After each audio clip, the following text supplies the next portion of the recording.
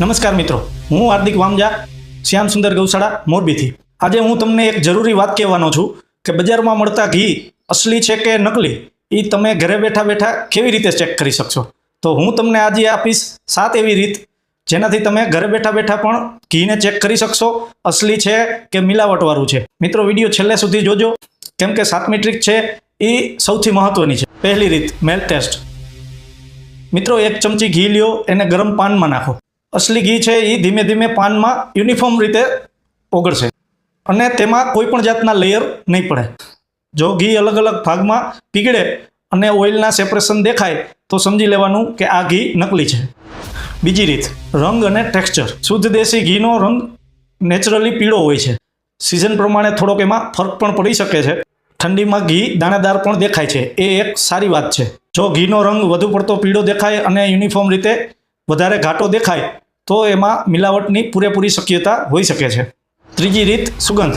મિત્રો, વલોણા ઘીની એક ખાસ નેચરલ અને રીચ નટી સુગંધ છે. એ સૂંઘવાથી તમને તરત જ ખબર પડી જાય કે આ અસલી ઘી છે. મશીન મેડ કે ભેળસેળવાળા ઘીમાં આ સુગંધ ઓછી અથવા નહિવત પ્રમાણમાં હોય છે.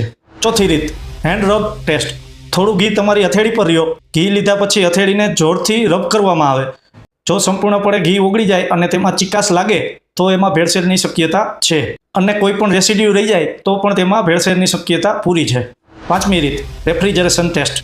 તમારા ઘીને થોડા ટાઈમ માટે ફ્રીજમાં મૂકી દો અને જો યુનિફોર્મ રીતે ફ્રીજમાં જામવા માંડે તો તે અસલી ઘી હોઈ શકે છે અને જો લેયર બાય લેયર જામે તો તેમાં ભેળસેળની પૂરી શક્યતા છે. 6ઠી રીત, ટેસ્ટ. અસલી ઘીનો ટેસ્ટ રીચ, ક્રીમી અને થોડો સ્વીટીશ હોય છે. ઘીમાં જો કોઈ તમને ઓફ ટેસ્ટ લાગે તો તેમાં તમારે સમજી લેવાનું કે કોઈ મિલાવટની શક્યતા છે. ને હવે સૌથી મહત્વની અને 7મી રીત. ઉપરની 6 રીત તમને ખાલી ઘી અસલી છે કે મિલાવટવાળું તેની ઇન્ડિકેશન આપે છે, પણ આ રીત તમને ભરોસો આપે છે. આ રીતમાં તમારે આ ઘી ક્યાંથી આવ્યું, કોણે બનાવ્યું, કઈ પદ્ધતિથી બનાવ્યું એ બધું તમે જાણી જોઈને ભરોસાપાત્ર વ્યક્તિ પાસેથી લેવાનું છે.